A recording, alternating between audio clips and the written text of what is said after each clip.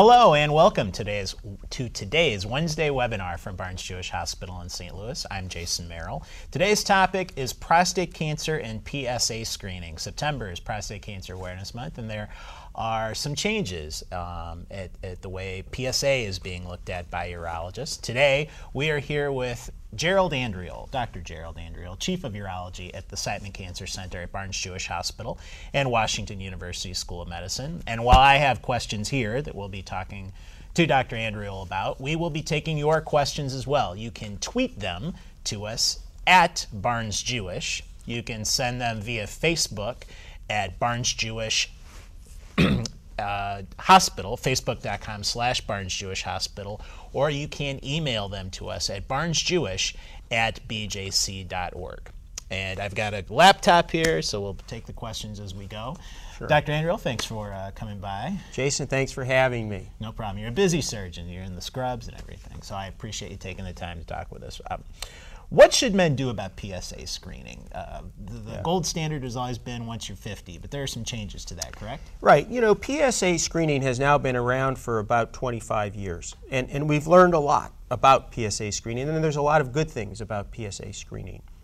But one of the things we've discovered is that it may not be appropriate to screen everybody equally, because in a population of 100 men, there are some men who are at very high risk for prostate cancer and prostate cancer death.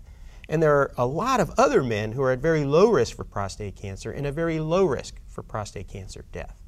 And now that we're starting to develop the tools to identify which of those men are at high risk for the disease and high risk for death from that disease, prostate cancer, we now know that we should more appropriately target our screening efforts intensively at the group of men who are at high risk, and much less intensively at the larger group of men who are at very low risk to have or to die of prostate cancer.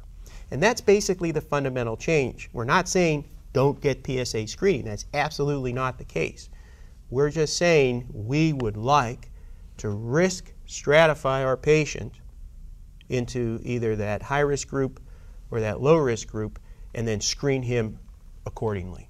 And how do you define if a patient is at high risk? Okay. So the things that we know put a man at high risk for prostate cancer are his family history, and particularly if he has 2 or more first-degree relatives who have had prostate cancer, and if they were young, in their 50s, when the prostate cancer was diagnosed, that places them at high risk. Race. African American men among the world's highest risk of having prostate cancer and dying of prostate cancer. And those two features are unassailable high-risk factors for prostate cancer.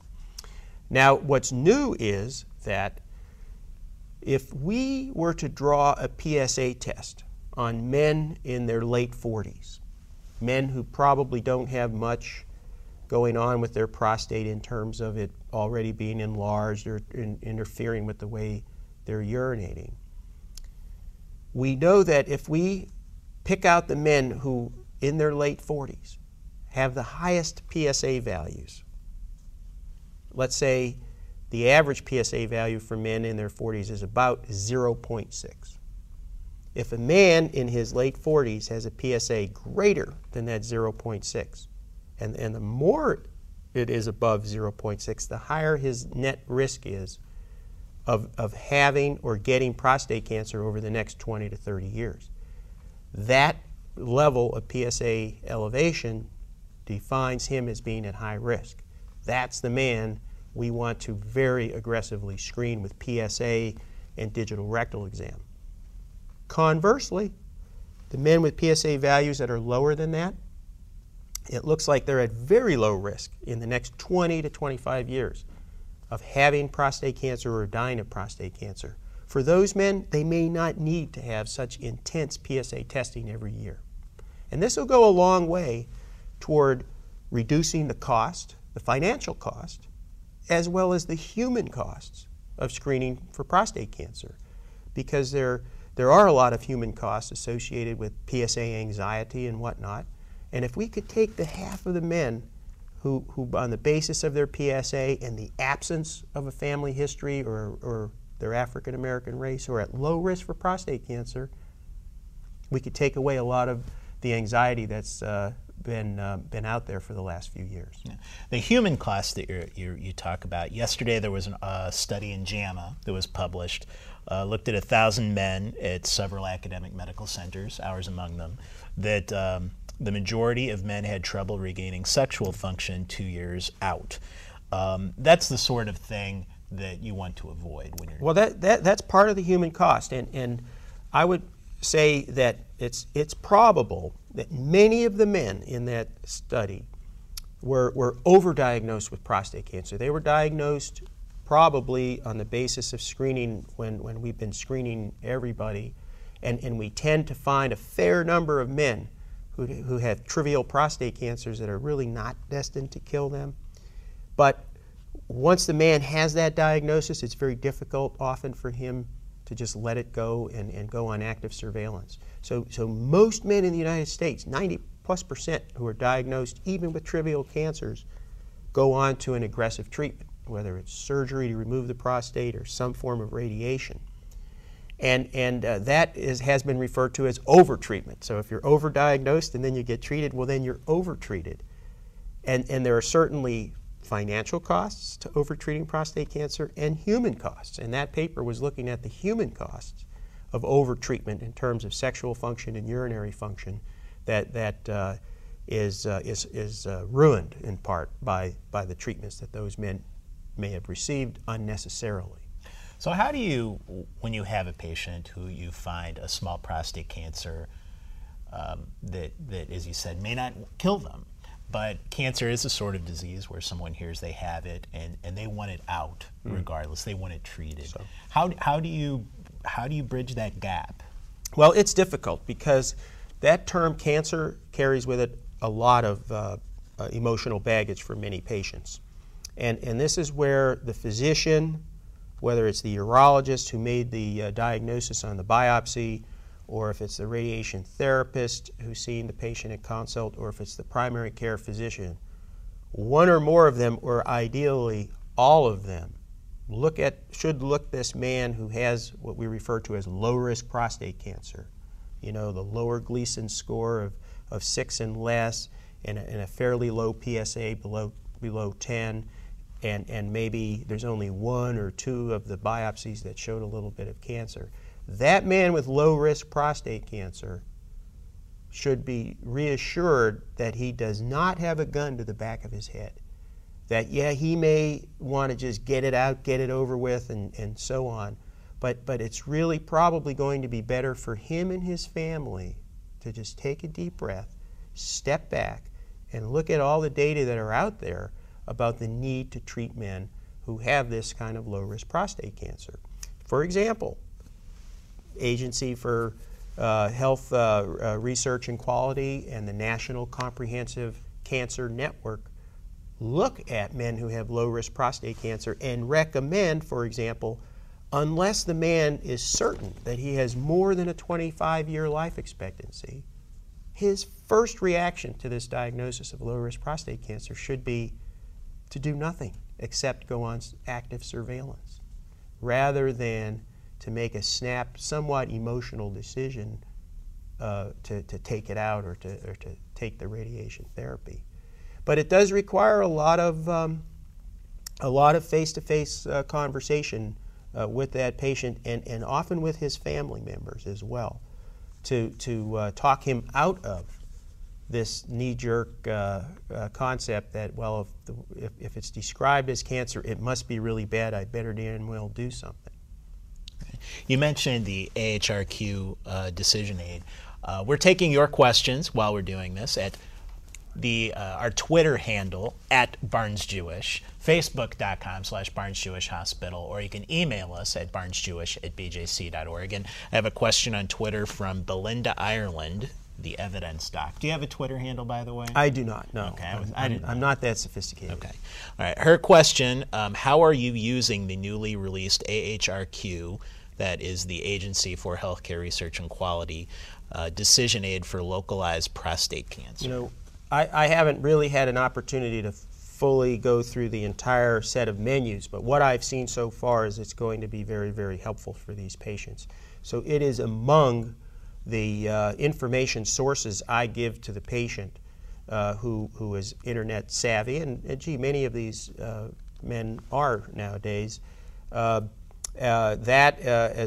with the National Comprehensive Cancer Network, the National Cancer Institute, and the American Cancer Society are 3 or 4 of the sites that I regularly recommend to patients to peruse at their leisure to really inform themselves about prostate cancer. Okay.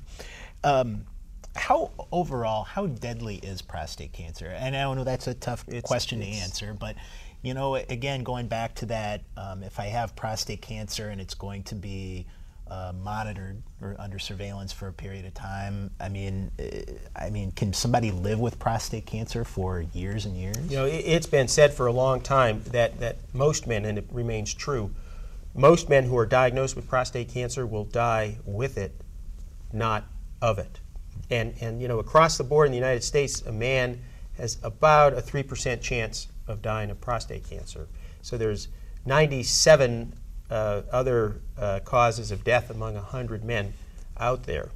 And the real killers are things like obesity, hypertension, and diabetes. And it could be that if you took a man who is somewhat elderly in his 70s, who has one or more of those things, obesity, diabetes, a history of smoking, uncontrolled high blood pressure or poorly controlled high blood pressure, his chances of dying of that low-risk prostate cancer you might have diagnosed in him are infinitesimal, because he is really going to die of these other comorbid conditions that he has. And that brings up a very important point. Doctors and patients have to become more conversant with the tools of measuring comorbidity, because the presence of one or more of these comorbid factors often trumps almost any diagnosis of prostate cancer. That is another little aspect of things that people need to consider. Now, are there risk factors for prostate cancer? Well, as we said, you know, it's probably in your genes, and when you have a strong, what we call a strong family history. Now, remember, lots of men have been diagnosed with prostate cancer, and there's therefore lots of men who have a relative who has been diagnosed with prostate cancer. But really, there's a family history, and then there's a real family history. And like I said before, if you have 2 or more first-degree relatives who had prostate cancer, and particularly if they were young when their cancer was diagnosed, and particularly if 1 or more of them died of prostate cancer, that defines you as high risk. Merely having, you know, Uncle Ned, who was 78, who was found to have prostate cancer, that gives you a little bit of a family history of prostate cancer, but it's not to the same significance as the other description of first-degree relatives and whatnot. And the other thing, so there's your family history, and there's race. And there's just no question that for either genetic reasons, dietary reasons, environmental reasons, or a combination of all of the above, African American men in the United States have among the world's highest death rate of prostate cancer. What are treatment options? Yeah.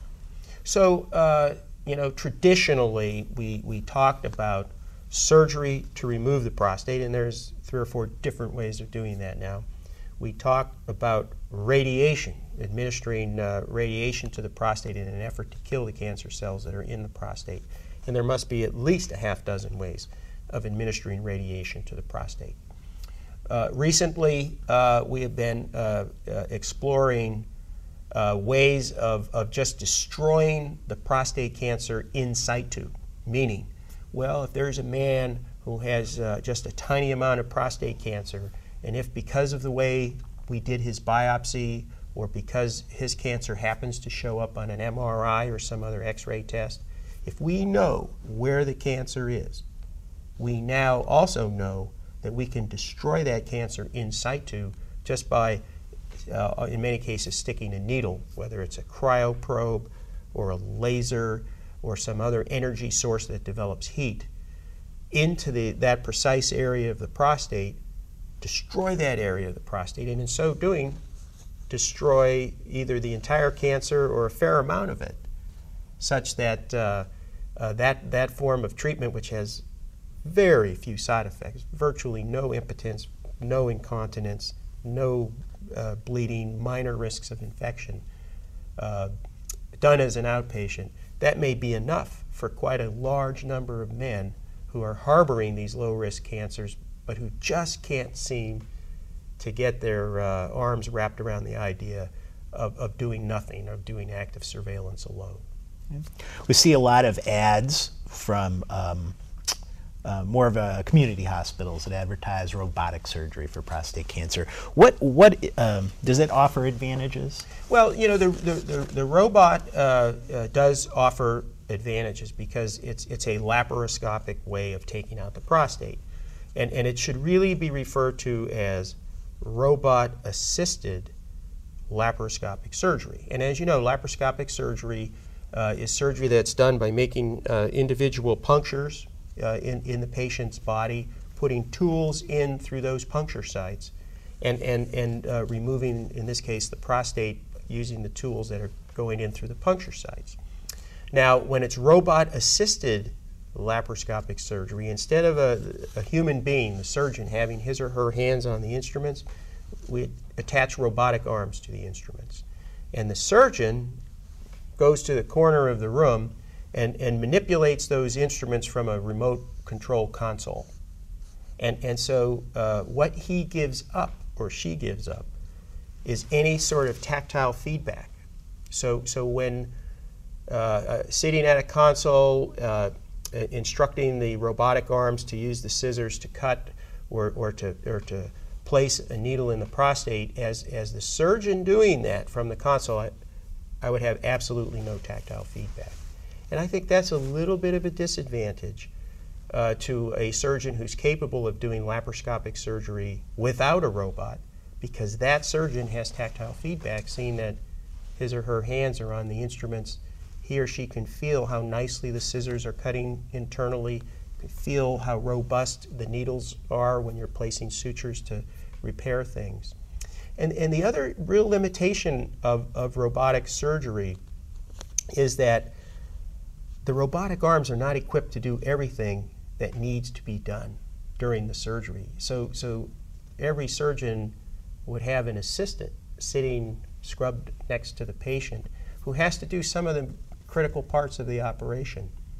And if that assistant surgeon and the surgeon sitting at the console aren't on the same wavelength, communicating well in terms of understanding the spatial anatomy and the geometry of the prostate and the nerves and the blood vessels, actually I think the results are not going to be as good as if there was a single surgeon at the bedside in control of all aspects of the operation. So robot-assisted laparoscopic surgery, in my judgment, is better than the old-fashioned incision from the belly button to the penis, because there's a lot less pain with laparoscopic approaches, a lot less bleeding with laparoscopic approaches, and the laparoscopic cameras magnify things 10 to 15 times. I don't think robot-assisted is nearly as good as pure laparoscopic, because the robot-assisted surgeon and patient are giving up tactile feedback, and they're giving up control of that operation by a single expert surgeon and putting it in the hands of kind of a committee of a surgeon and an assistant and something else. Yeah. Going back to PSA, are there any other screening options on the horizon? One you discussed to me a few months ago was a test that would look at urine in combination with an evocative rectal exam. Well, that's nice of you to put it that way. Well, it is nice. I'm repeating you. Here's a dilemma. You know, there are a lot of men out there who have so-called elevated PSAs. Yes. And you know what? For most of those men, the PSA is elevated because they've got BPH, just benign enlargement of the prostate. And it's predictable whether or not you're ever going to develop prostate cancer, that as you get older, your PSA is going to steadily rise. And if you just predefined a cut point of 2.5 or 4, or if you pick the threshold you want, at some point, assuming you don't have a terrible accident in the next year or so, you're going to cross that line. And we're going to want to tell you, gee, you're at risk for prostate cancer, we better do a biopsy. And the odds are that the biopsy won't show cancer. But for the rest of your life, you and your family may have it in the back of your mind, gee, do I really have cancer? Maybe the biopsy just missed it. But we know for the rest of your life your PSA is going to be persistently elevated and it probably continue to rise. And so there's a heck of a lot of anxiety associated with that scenario, even though the biopsy didn't show cancer. So one way around that is to get a secondary test that's done on the urine. And the way we do it, as you euphemistically put it, is we do a rectal exam to feel the prostate, because we might feel cancer. But we also want to apply some pressure to different parts of the prostate with the concept that this pressure is going to massage off some cancer cells, if there are some cancer cells in your prostate, such that when you urinate the next time after that rectal exam, those cells are going to come out in the urine. So we do that sort of attentive rectal exam. We then ask the patient to go to the men's room and urinate for us and give us the very first part of the stream that comes out.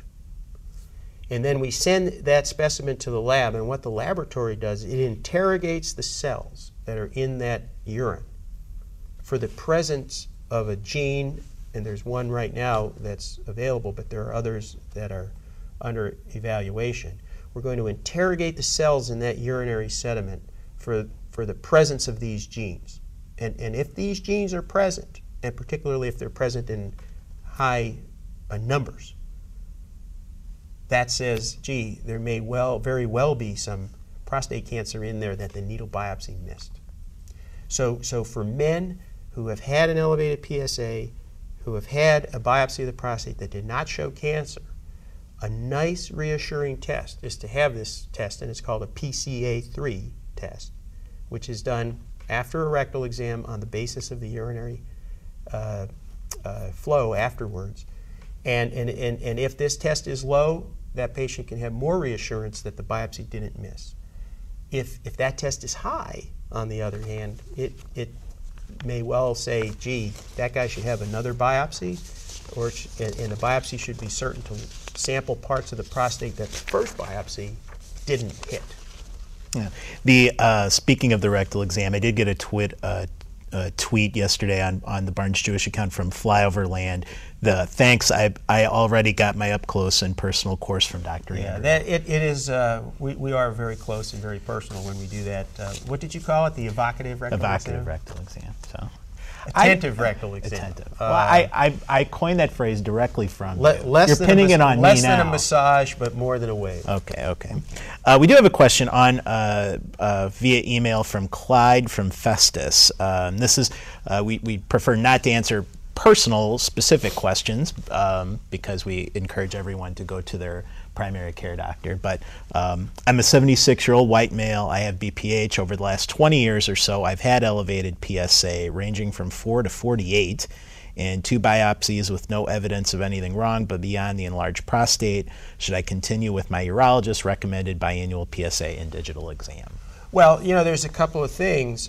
He's 76. I don't know what his comorbid conditions are, and how long he thinks or his family thinks he's going to live, because really we don't exactly know when, but we know that at a certain point in a man's life we should probably stop doing PSA testing. And for most men, if you don't have a good 7 to 10 years left in you, it may not be necessary to really worry yourself about prostate cancer.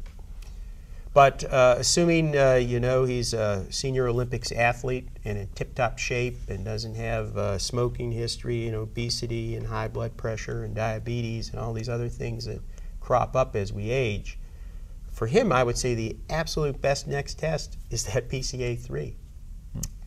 And one more thing that we're doing here at the Siteman Cancer Center is we are obtaining a sort of special MRI scan of the prostate, because we now know that we can sometimes see prostate cancers that occur in parts of the prostate that are very difficult for those needles to hit. The typical prostate biopsy is done in the office, and the needle is introduced through the man's rectum into the prostate. That approach, real good at sampling certain portions of the prostate, but it actually samples some other parts of the prostate very poorly. And that's exactly the part of the prostate the MRI can take a real good look at. And so for men who have rising PSAs, a negative biopsy, PCA3 test, as we said, and an MRI are the two things that come to mind for me. Okay. I have a question from James. Is the rate of prostate cancer going up, or are we just better at finding it? If the rate is climbing, why? So both are true. We're certainly much better at finding it than ever. Why? Because we do many, many, many more biopsies. The more biopsies you do, the more cancer you're going to find. And so some of the increased occurrence of prostate cancer was just due to the introduction of PSA testing and office-based biopsies of the prostate. So that's certainly one part of it. The second part of it, though, is that as a population, as a society, we're aging. Prostate cancer is a disease associated with age. So if you had a population where only 2% of the men were over the age of 65, you'd have relatively low rates of prostate cancer in that population. If you had another population where 25% of the population is over 65, you'd expect them to have a lot more prostate cancer. So there's a little bit of both things going on. We certainly find more cancer on an age-adjusted basis, but the population is getting older, so we would anticipate finding more. Okay. I have a question from Bob. When my dad had prostate cancer, he had surgery to remove the gland. Surgery went great. He had no problems. His friend with prostate cancer is just having radiation. Why do some guys get surgery and some get radiation? That's a tough question to answer because it's so difficult to generalize. And the reason is that prostate cancers are very heterogeneous. Some men have these low-risk, low Gleason score cancers that are just in one or two biopsy pieces. Other men have high Gleason scores in multiple biopsy pieces. And so the cancers are very heterogeneous and variable. On the other hand, the patients are very heterogeneous and variable. Some men who have prostate cancer are young and in tip-top shape. Other men are older with these comorbid conditions we're talking about, and they're not surgical candidates. So there could be all the interaction of all of these tumor-related features, patient-related features that would cause a doctor to recommend treatment A or treatment B. But what trumps even the doctor's recommendation many times is the patient's preference. Because for some patients, it would be perfectly reasonable to flip a coin between surgery or radiation. But some men might know in their heart they just don't want radiation, and no matter what, they're going to have surgery. Other men may know they'll never, ever, ever want to have surgery, and they'll choose to have radiation. So we're hitting the half-hour mark, so we're wrapping up. So overall, what's the message you want to give out to people about prostate cancer and PSA screening? In the last 25 years, we've done a lot of good. We've reduced the mortality rates of prostate cancer. But we now realize we may be overdoing it, that we're screening the patients maybe some patients too aggressively and other patients not aggressively enough. So we need to fine-tune how we're screening for prostate cancer, and we need to focus on men who are at highest risk, number one. Number two, we've now learned that many men with low-risk prostate cancer, which is, by the way, the commonest type of cancer, the prostate we find is low risk. Many men like that do not need immediate aggressive treatment. Active surveillance, these focal ablations of the prostate, which have very minor side effect implications, may well be preferable for most of those men than aggressive treatment is. And certainly a man who's diagnosed with low-risk prostate cancer shouldn't jump into any sort of emotional quagmire and just say, oh, I want to get it over with. Take a deep breath, talk it over with your doctors, think about it. Okay. Dr. Andriole, thanks for your time today. My pleasure. Thank you for joining us. We will have, if you joined us midway through or joined us late, this webinar will be posted on its entirety on our website at barnesjewish.org/webinar. You can go there and see upcoming schedules as well as an archive of previous webinars. Also, thank you to Tracy and Brad from BJC Media Services for the studio today and the potted plant over my shoulder. Thank you, and we'll see you next time.